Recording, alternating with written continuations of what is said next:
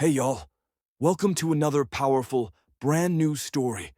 I really hope you love it, and if you do, make sure to join the fam by hitting that subscribe button and dropping a comment to let us know where you're watching from.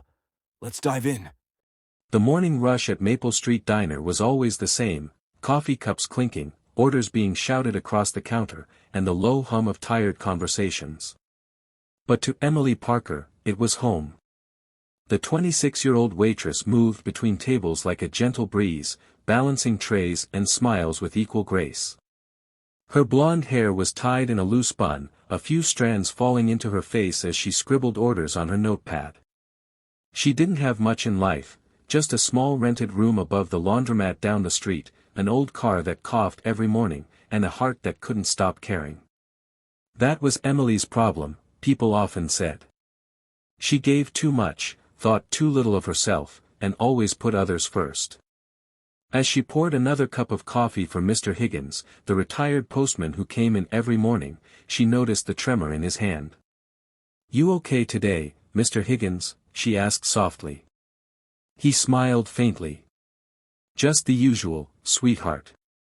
These old bones are gettin' slower." Emily nodded, setting down his toast. She didn't say anything, but she noticed his wallet, worn and empty. He'd been short on cash all week, pretending he forgot his card. She'd quietly covered his breakfast every time, slipping a few dollars from her own tips to the register. At the corner booth, a man in a dark gray suit watched her over his cup of black coffee. Jonathan Reed, a self-made millionaire and CEO of a local construction firm, had stopped by only because his car had broken down a few blocks away. He wasn't supposed to be there. But fate, it seemed, had other plans. From where he sat, he saw everything: how Emily bent down to pick up a child's fallen toy, how she smiled at a tired mother and offered her an extra cookie for her son, how she whispered to the cook to "add that pancake to my tab" when she noticed a homeless man counting coins outside. She didn't do it for attention. She didn't do it to impress anyone. She did it because it was right. When Jonathan's waitress approached, he waved her off. "I'll keep my table. I'm fine." He didn't want to interrupt the quiet rhythm of what he was seeing. Later that morning, as the diner calmed down, Emily noticed a little boy at the counter crying. He couldn't have been more than 6. "Hey there, buddy," she said gently, kneeling beside him. "What's wrong?" "My mom, she went to the store. I think she forgot me," he sniffled. Emily smiled softly and gave him a cup of warm milk. "Don't worry, sweetheart. We'll find her, okay?" She called the local store, then the police, staying beside him the whole time. When his frantic mother finally rushed in, tears in her eyes, Emily simply smiled and said, "He's okay. I kept him company." The woman tried to pay her, but Emily shook her head. "Just get him home safe. That's all that matters." Jonathan couldn't believe what he was witnessing. In his world, people didn't give without expecting something back. He'd spent years building walls of money and power, but here was this woman, barely scraping by, showing more humanity in an hour than most did in a lifetime. When Emily's shift ended, she hung up her apron, tired but smiling. She didn't notice the man in the corner still watching her, deep in thought, as if a seed had been planted in his heart. Rain came suddenly that afternoon, washing over Maple Street with gray skies and the scent of wet asphalt. Emily hurried out of the diner, clutching her thin jacket, when she saw an old woman struggling at the bus stop, her umbrella broken and flapping in the wind. Without hesitation, Emily ran over. "Ma'am, here, take mine," she said, pressing her small umbrella into the woman's hands. The woman protested, "But you'll get soaked." Emily laughed lightly. "It's just water. You stay dry." And before the woman could argue, Emily jogged away through the rain, getting drenched to the bone but smiling anyway. Across the street, inside a black car parked under a tree, Jonathan watched again. His driver glanced at him in the rearview mirror. "Sir, that's the waitress from the diner." Jonathan nodded slowly. "Yes. Keep watching." He couldn't stop thinking about her. Something about the way she carried herself, the quiet way she gave to others, it stirred something he hadn't felt in years. When he was younger, before the boardrooms and suits, Jonathan had struggled too. His mother used to tell him, the richest people aren't those with money, but those who give even when they have little. He'd forgotten that. Emily had reminded him. Later that evening, when the rain stopped, Jonathan walked into the diner again. Emily was wiping tables, her hair still damp from the storm. "Rough day?" he asked gently. She looked up, surprised. "Oh, hi. Yeah, just the usual. You came back." "I liked the coffee," he said with a faint smile. "And the service." Emily smiled back, modestly. "Well, that's nice to hear." As she refilled his cup, he asked, "Why do you do it?" "Do what?" "Help everyone. Cover people's meals. Give away your umbrella." Emily hesitated, tucking a strand of hair behind her ear. "I guess. I know what it feels like to need help and not get it. So, if I can make someone's day a little easier, I try." Jonathan studied her quietly. "Doesn't it ever get hard? Giving so much?" She shrugged. "Sure. But it's harder not to." That night, as he left, Jonathan decided something. He was going to find out everything he could about this woman, her struggles, her life, and somehow, he was going to help her. Not out of pity, but because she'd reminded him what real kindness looked like. He didn't yet know that what he was about to do would change both their lives forever. The next morning, Jonathan arrived at Maple Street Diner earlier than usual. Emily was already there, unlocking the doors and sweeping the front steps. The early sunlight brushed against her face, and for a moment, Jonathan saw the tiredness behind her gentle smile. He stepped forward. "You're in early." Emily looked up, startled, then smiled when she recognized him. "Morning. Yeah, double shift today. Gotta keep the lights on, you know." He hesitated. "You work 2 shifts in a row often?" "Almost every day," she said, her voice light but her eyes weary. "I'm saving up for my little sister's college fund. She's 17. Smart kid. Deserves a shot at something better." Jonathan's chest tightened. "What about you?" She laughed softly, shaking her head. "I had my shot. Life happens. But if she makes it, it'll be worth it." Before Jonathan could say anything more, the diner door opened, and a group of construction workers came in. Emily quickly put on her waitress smile and went to serve them. She never seemed to slow down, never let her exhaustion show. Jonathan sat quietly at his booth, sipping coffee and watching. Every interaction told a story, her laughter, her kindness, her small gestures. He noticed the hole in her shoe when she bent down to pick up a napkin, the faint bruise on her wrist from carrying too many trays, the way she hid a small wince when she stretched her back. That afternoon, Jonathan called his assistant. "Find out everything you can about a woman named Emily Parker. She works at Maple Street Diner." By evening, he had a file on his desk.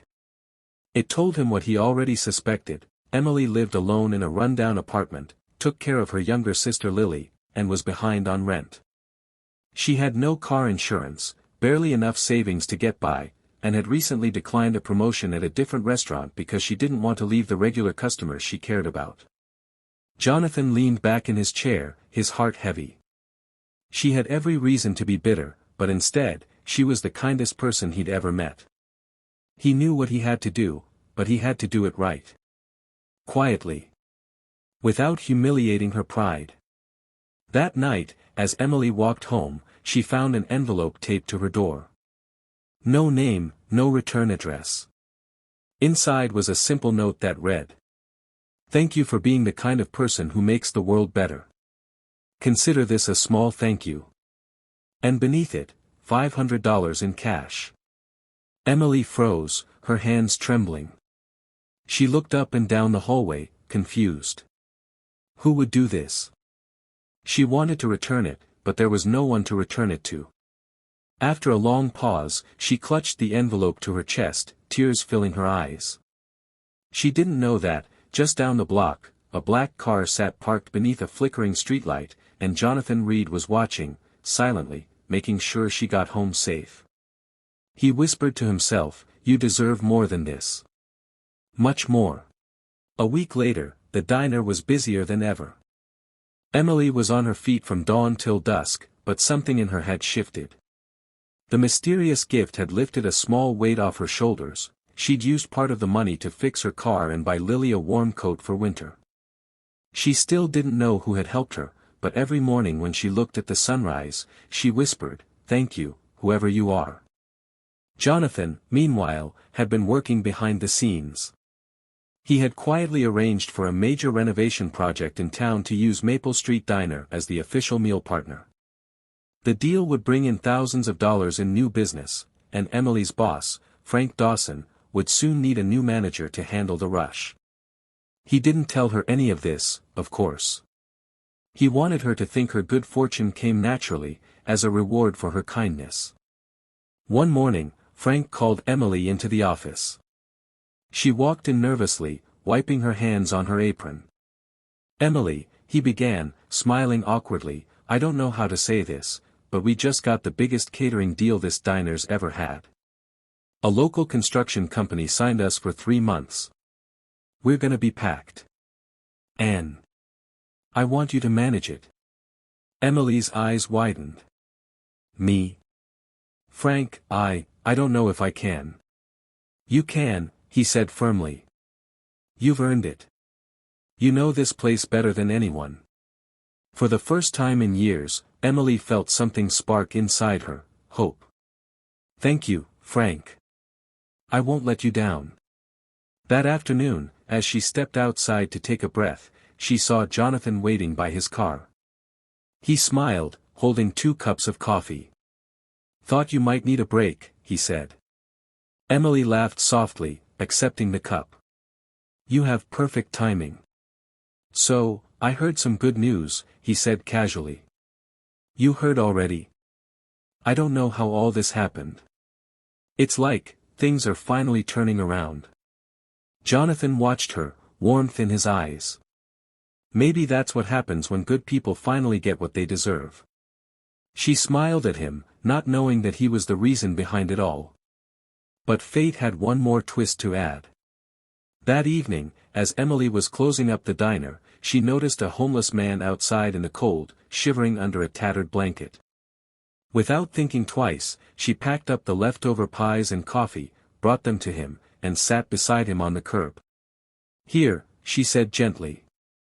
"Eat while it's warm." The man looked at her with tears in his eyes. "Why are you being so kind?" She smiled softly. "Because someone was kind to me once. I guess I'm just passing it on." Unseen in the distance, Jonathan stood in the shadows, watching the scene unfold. And that's when he knew, it was time to tell her the truth. The next morning, Emily arrived at the diner to find the mayor, reporters, and a camera crew outside. She froze, clutching her apron. "What's going on?" she whispered. Frank rushed up to her, grinning. "Emily. You're famous. Someone submitted your story to the local paper, the waitress who helps everyone. They want to interview you." Emily blinked in disbelief. "What? Who would do that?" Before anyone could answer, Jonathan stepped forward. He wasn't wearing his suit today, just jeans and a soft smile. "I did," he said gently. Her heart skipped. "You?" He nodded. "I wanted people to see what real kindness looks like. You changed more lives than you realize, Emily. You reminded me, and everyone who reads your story, that compassion still matters." She stared at him, stunned. You're the one who left the envelope, aren't you?" He smiled.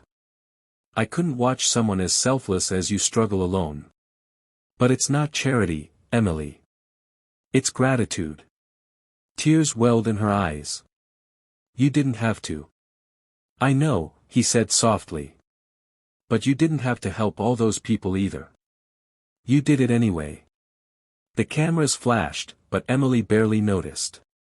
The moment was too big, too raw. Later that week, Jonathan offered her a position at his company, not as a waitress, but as community liaison, overseeing programs to help local families and small businesses. Emily hesitated. I don't know if I'm qualified. He smiled. You've been qualified your whole life. You just didn't know it. Months passed. The diner still stood, busier than ever. Jonathan often visited, not as a CEO, but as a friend. Emily and Lily moved into a better apartment, and Emily finally had time to breathe, to live. But what meant most to her wasn't the money, the job, or even the recognition. It was that someone had seen her, really seen her, and decided that her quiet goodness mattered. One evening, as the sun dipped below the skyline, Emily sat on a park bench beside Jonathan.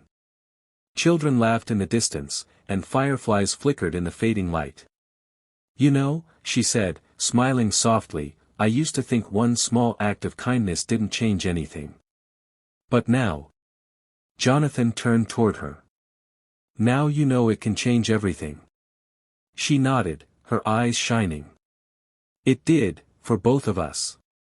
And as the first stars appeared above, two people who had once lived in different worlds sat side by side, proof that kindness, no matter how small, has the power to reach across any distance and change the course of a life forever.